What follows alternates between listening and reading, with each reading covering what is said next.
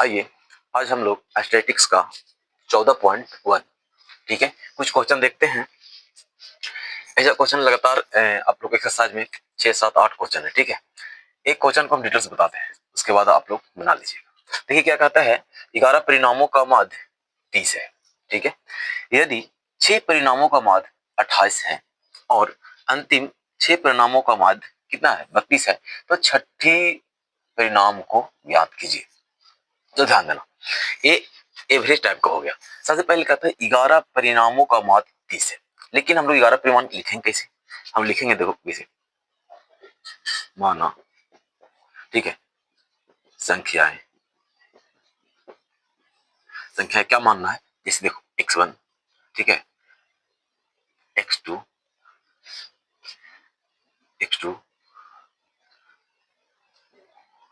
x3 x4 x5 x6। हम क्या बोलते हैं इसको, हम शॉर्ट में भी लिख के बताएंगे। पहले देख लो x6 x7 x8 x9 plus x10 plus x11। 11 तक क्यों माने, क्योंकि हमारा कितना परिणाम दिया हुआ है 11, मतलब 11 संख्या दिया हुआ है। ठीक है, इसका टोटल योग 30 दिया हुआ है, कितना 30 बराबर 30। चलो हम इसको शॉर्ट में ऐसे भी लिख सकते थे, x1 plus x2 plus x3 ठीक है, डॉट डॉट डॉट x अंतिम में 11, ये भी लिख सकते हैं। यानी x3 के बाद क्या आएगा x4 x5 x6 x7 आएगा। ठीक है, शॉर्ट में ऐसे लिख सकते हो, कोई दिक्कत नहीं है। लेकिन यहाँ पे शुरू में है इसलिए हम इसको डिटेल्स बता दे रहे हैं। चलिए बताइए, इसके 11 को है तो नीचे कितना आ जाएगा 11, 1 2 3 4 5 6 7 8 9 10 11। ठीक है 11, यानी ये भी माध्य तरह हो गया। अब लोग यहाँ से निकल के आएगा, हम इसको हम लिख सकते हैं x1 plus x2 plus x3 dot dot dot dot कहाँ तक x11। ठीक है, ये कर देंगे, इसके बराबर क्रॉस गुना कर देंगे, कितना हो जाएगा 11 तिया 33 330। समीकरण क्या मानते हैं, फर्स्ट मानते हैं।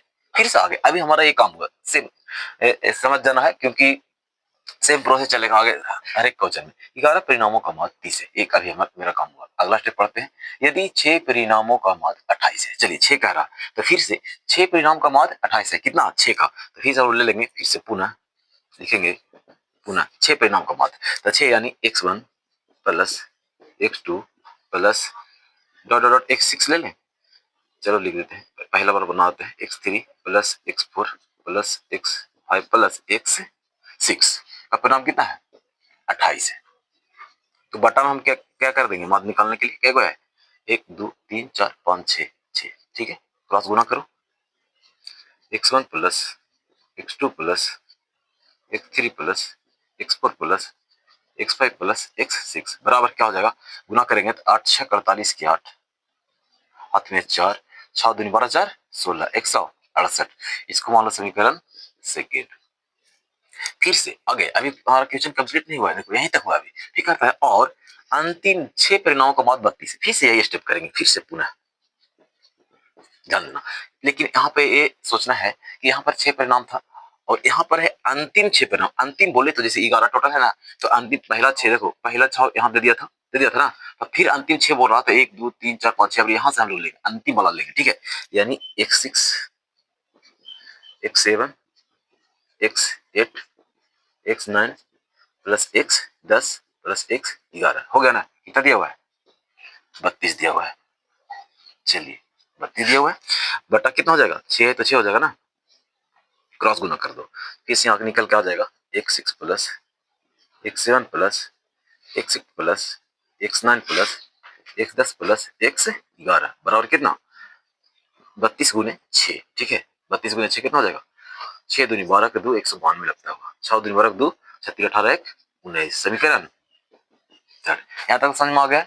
अब कुछ नहीं करना है, बस यही खेला था। ठीक है, अब क्या करना है, देखो 1 से 11 तक, 1 से 11 तक टोटल माध्य कितना आया है, रेशन कितना आया, मतलब माध्य कितना आया 330। अब बताओ ये 1 से 11 तक ना है, लेकिन शुरू वाला 6 168 है और अंतिम वाला 6 192 है, और हमको छठी संख्या निकालने कह रहा है। देखो तो एरोम छियाल है, हाल है ना, ध्यान देना पर। समीकरण सेकेंड में भी 6 है और थ्री में भी क्या है 6 है, दो जगह आया हुआ है, तो काउंट तो कहीं एक ही जगह होगा। अब क्या करना है, समीकरण सेकेंड और फर्स्ट को जोड़ना है और इसमें से क्या करना है, घटा देना है, तो छठी निकल जाएगा ना, क्योंकि 1 से 11 तक तो है, 1 से 11 तक तो घट जाएगा, लेकिन 6 जो 2 बार आया है, एगो 6 घटेगा, एगो 6 बच जाएगा, एगो 6 बचेगा तो उसी का मतलब समीकरण सेकेंड को समीकरण फर्स्ट को क्या करना है, ऐड कर देना है। और फिर चलिए यहाँ पे बताते हैं। अच्छा ठीक है, देखते हैं यहाँ पे क्या लिखेंगे, समीकरण सेकेंड प्लस थर्ड, मतलब फर्स्ट और सेकेंड क्या कर रहे हैं, जोड़ रहे हैं। तो ध्यान दो, इसको और इसको जोड़ेंगे। अब देखो तो x1 शुरू करते हैं, x1 plus x2 plus x3 plus x4 plus x5 plus x6 सभी तक है ना। लेकिन पहले ध्यान देना, आ रहा है ना, ये लाइन आ रहा है, आ रहा है ना, ध्यान दो। ठीक है, तो x6 हो गया। अब x6 तक हम लोग समीकरण सेकेंड को x6 से जोड़ दी। अब देखो तो फिर से हम x6 एक जगह लिखने में अच्छा नहीं लग रहा, ये इसको लास्ट में लिख देंगे, फिर x7 शुरू करते हैं, कोई दिक्कत नहीं। देखो x7 plus x8 plus x9 plus x10 plus x11, यहाँ तक तो लिख दिए। और इसको कहाँ लिखते हैं, प्लस प्लस x6, चलो छोड़ नहीं प्लस x6 ले लिए। अब ध्यान देना, हम लोग अभी देखे कि यहाँ से लेकर के x11 तक, यहाँ से लेकर के x11 तक, यानी यहाँ x11 तक कितना हम लोग का मान कितना है, 330। तो इसका मान हम कितना रख देंगे, 330। चलो पहले इधर दे देते हैं बराबर में, इधर जब लेफ्ट वाला को जोड़े हैं तो राइट वाला को जोड़ेंगे, 168 प्लस 192, 68 प्लस 192। चलिए आगे चलते हैं। अब इसको जोड़ दिए हैं, क्योंकि यहाँ से यहाँ तक के मान बैठ जाएगा 330, कितना बैठ जाएगा, 330 प्लस x6 निकल जाएगा, x6 बराबर, इधर जोड़े थे कितना, 8 2 10 के, 0 हाथ में 1 के, और 9 और 6 15 1 16 के, 6 हाथ में 1 1 1 2 1 3 360 आ गया।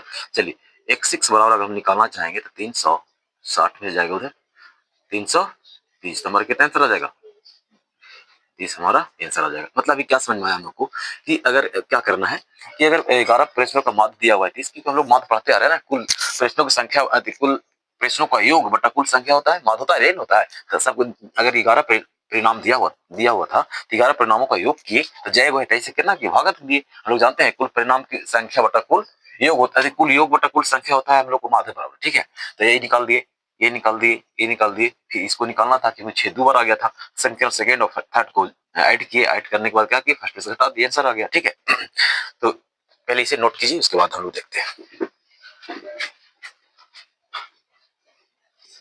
क्वेश्चन नंबर फर्स्ट हम लोग देख चुके ना। ठीक है, और अब क्वेश्चन नंबर हम लोग 1 2 3 4 5 6 7 सातों सेम है। ठीक है, बन जाएगा, लेकिन इसमें और अगर डाउट है तो पूछ लो। चलो क्वेश्चन नंबर 2 सेम है, क्वेश्चन नंबर 3 देखते हैं। ठीक है, उसके बाद फिर आप लोग बना लीजिएगा। आइए, क्वेश्चन नंबर 2 थ्योरी में क्या कहता है, कुछ नहीं कहता है, कहता है किसी कक्षा के 21 छात्रों का माध्य कितना है, 52 कीजिए, समझ जाएंगे। यानी 21 हम लोग कहां तक जाना है, 21 तक जाना है, यानी x1, ध्यान देना, ये छात्र माना, छात्र छात्रों की संख्या। चलिए इसे सोल्यूशन करते हैं, 3 का, क्वेश्चन नंबर 3 का हल हम लोग करते हैं। माना छात्र के बारे में बात किया है ना, तो छात्र ही मानेंगे। माना छात्रों की संख्या, ठीक है, संख्या कह रहा है कहां तक जाना है, कह रहा है कि 21 छात्रों का मान, हम लोग क्या करेंगे, x1 शुरू करेंगे। देखो x1 शुरू करेंगे, x1 plus x2 plus x3। ठीक है, डॉट डॉट कहां तक चल जाए, x 21 तक, कोई दिक्कत नहीं। बटा कितना हो जाएगा, 21 हो जाएगा, 21 को 21 होगा ना बटा में, इसका माध्य कितना दिया हुआ है, बोलो 52, कितना, 52 कीजिए दिया तो 52। अब इसको गुना कीजिए, थोड़ा सा लंबा हो जाएगा, हो जाएगा x1 plus x2 plus x3 dot dot dot plus x 21 बराबर 52 गुने 21 गुना करो, 21 दूनी 42 के, 2 हाथ में 4, 21 पचे 75 से 105 और 4 109, यानी 1092 समीकरण फर्स्ट आ गया। ठीक है, गुना करना इसको थोड़ा सा, 52 गुने 21। फिर से आगे हम लोग अगला स्टेप में पढ़ते हैं। कहता है यदि कक्षा के 11 छात्रों का भार 50 है, चलिए फिर से 11 को कितना है, जांच, फिर से पुनः हम लोग चलेंगे, फिर से पुनः क्या कहता है, 11 छात्रों का, तो फिर से हम लोग चलेंगे x1 plus x2 plus x3 plus x4 dot dot dot कहाँ तक, 1 से 11 ना,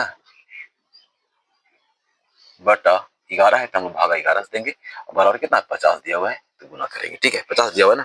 फिर से गुना करेंगे इसको तो हम लोग को निकल जाएगा समीकरण सेकेंड आ जाएगा, x1 plus x2 x3 plus x4 dot dot plus x11 बराबर 11 पचे 55, समीकरण सेकेंड। ये सही गुना करता है ना, ठीक है।